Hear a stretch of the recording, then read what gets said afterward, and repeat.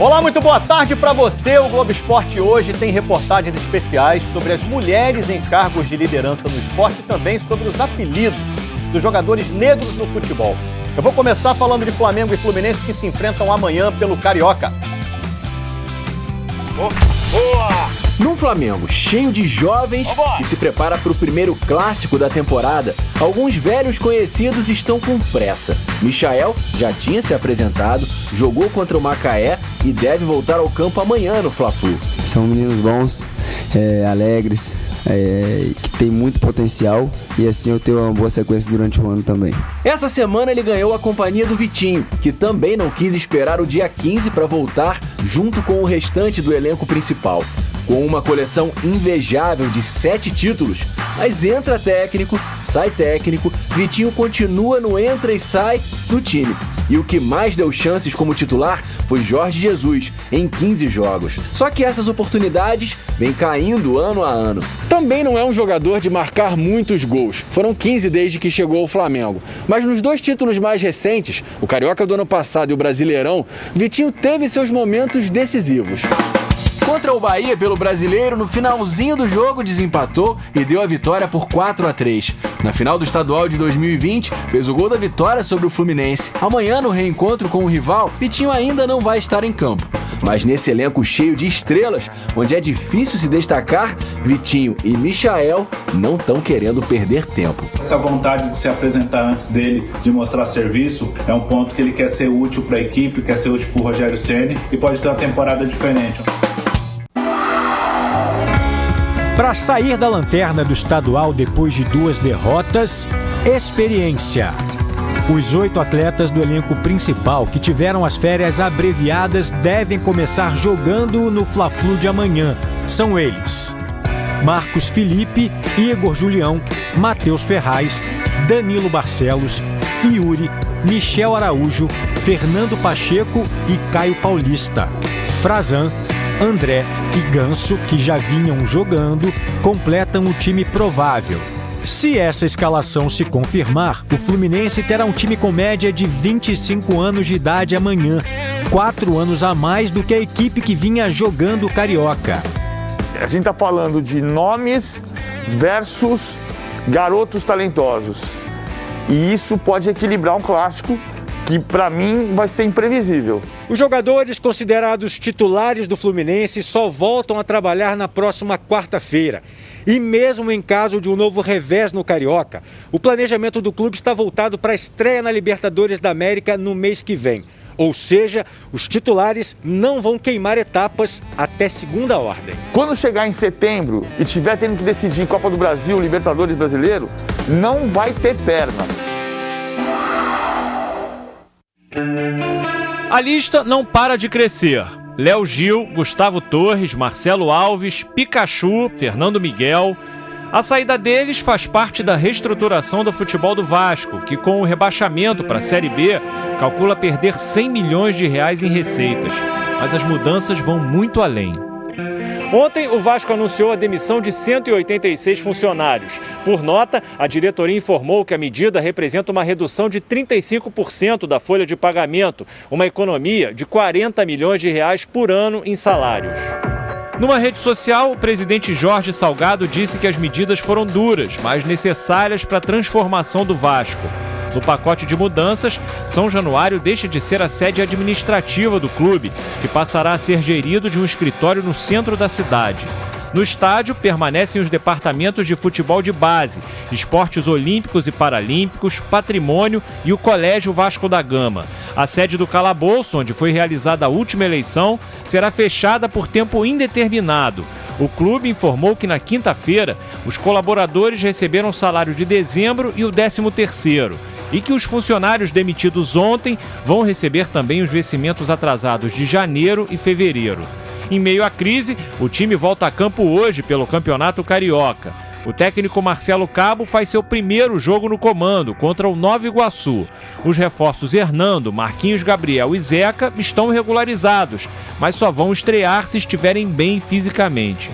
O time titular que todo mundo escala de cor, do Diego Alves ao Bruno Henrique. O Flamengo tem de opções assim de luxo. Um zagueiro que ele foi comprar do Santos, vice-campeão brasileiro. Um zagueiro que ele foi comprar do Atlético Paranaense, campeão da Copa do Brasil, Léo Pereira. O René, que já foi eleito o melhor lateral esquerdo de um campeonato brasileiro de Série A. O garoto João Gomes. O garoto Pepe.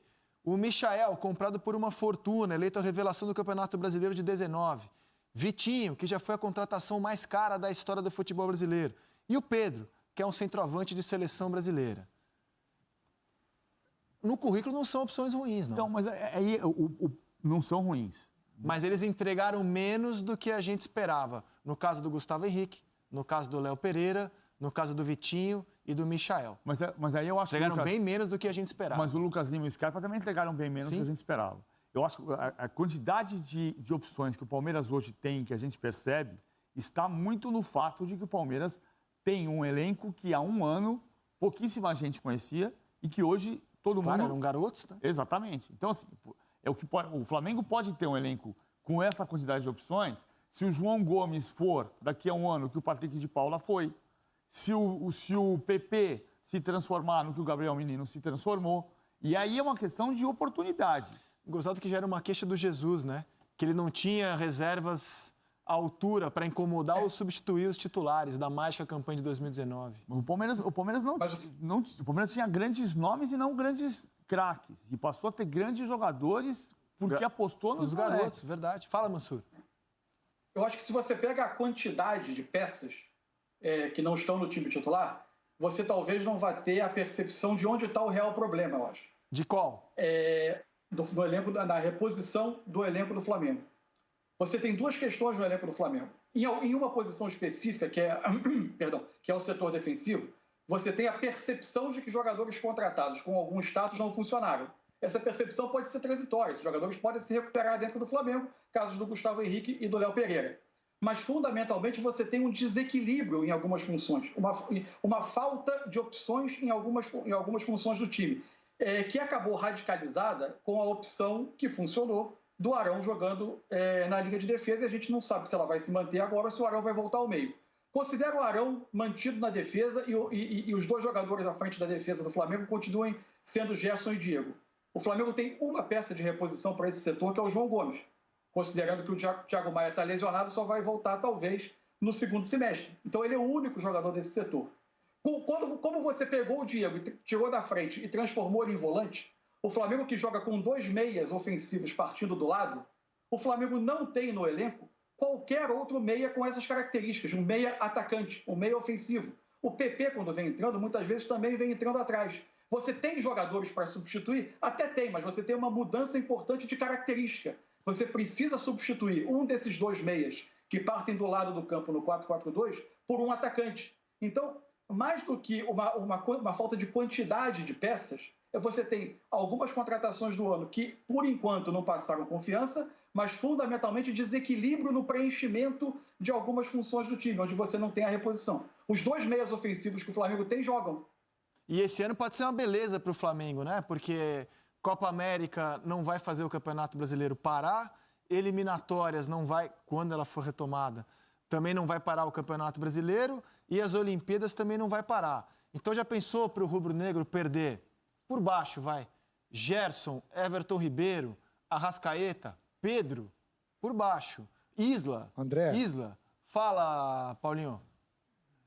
Tem uma diferença também muito gritante, né? A gente está falando aqui de plantel homogêneo, né? das características, das qualidades, mas a gente tem que ver para o lado do copo cheio também que o Flamengo tem, né? Porque para você achar jogadores com capacidade, que chegue perto desse quinteto que o Flamengo tem, né? De Gerson para frente, né? Você arrumar jogadores com a capacidade que eles têm, né? Com a criatividade, com a qualidade, porque são muito acima da média. A gente está falando que os 11 do Flamengo é melhor que o time do Palmeiras, porque a gente conhece, sabe que esse meio campo para frente do Flamengo ele é especial.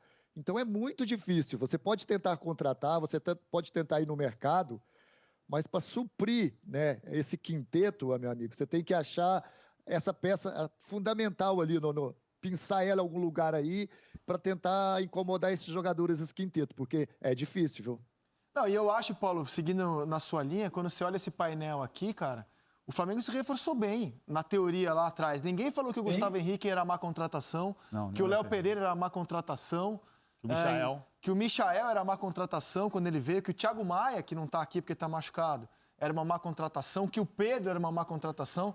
Quando o Flamengo se reforçou, a gente falou, caramba, o time titular, que já é o melhor, vai ter agora os melhores reservas do Brasil. Mas é que o Gustavo Henrique não vingou como a gente esperava, o Léo Pereira não vingou como a gente esperava, Michael, Vitinho, não vingaram. Mas é o que eu estou dizendo, se a gente for nessa comparação, a gente partiu para cada comparação do elenco que o Palmeiras tem, porque o Palmeiras jogou com time reserva ontem, time de garotos. A descoberta é você fazer o PP ser o grande meia, até o Mansur falou dos 2 meias que jogam pelos lados, o Arrascaeta está jogando um pouco mais por dentro, né? Agora, com o Bruno Henrique mais pelo lado esquerdo. Mas, assim, independentemente disso, o Vitinho pode jogar por dentro e por fora, mas é o PP virar, é o João Gomes virar, é você conseguir enxertar sem gastar tanto dinheiro, porque não está sobrando. Hoje tem a matéria do GE falando que o Flamengo arrecadou 110 milhões de reais a menos e que precisa fazer 160 milhões de vendas. Então, a solução tem que estar em você descobrir essa reposição em jogadores que você cirurgicamente descubra. É muito curioso, você falou da reposição no caso do Palmeiras. Os grandes reforços que você citou, o Impereur, ninguém conhecia. O Kusevich, conhecia-se, mas não era um jogador famosíssimo. Os 3 porquinhos, Gabriel Menino, Patrick de Paula e Danilo. São jogadores que você foi cirurgicamente. Você foi apostando que ia dar certo. O Palmeiras está muito perto de contratar o Castellanos, do New York City. Alguém? Castellanos. Prazer. 22 anos, seleção sub-23 da Argentina, é do grupo City, então é possível abater... Qual a posição dele? Atacante, centroavante. É possível abater um percentual que o Palmeiras ainda tem do Gabriel Jesus no Manchester City, e com esse abatimento o Palmeiras quase não paga nada para ter o Castellanos no seu elenco, e você vai apostar num jogador que pouca gente... É bom jogador, PVC? É bom jogador, seleção olímpica da Argentina, 22 anos. Você vai descobrindo assim. Você pode montar grandes times descobrindo jogadores antes que outros vejam. E é o desafio do Flamengo. O Flamengo tem um timaço. O melhor time do Brasil é o do Flamengo, ninguém tem dúvida disso. A reposição... O Flamengo fez isso com o Mari, né? Com o Mari, Pablo Mari. Pablo Mari, exatamente. E como o São Paulo fez lá atrás com o Miranda e tantas outras vezes. Agora, curioso, quando a gente olha esse painel, é muito claro que os 2 zagueiros contratados, que vieram com um grande cartaz, não conseguiram dar o retorno ainda que deles se esperavam, a tal ponto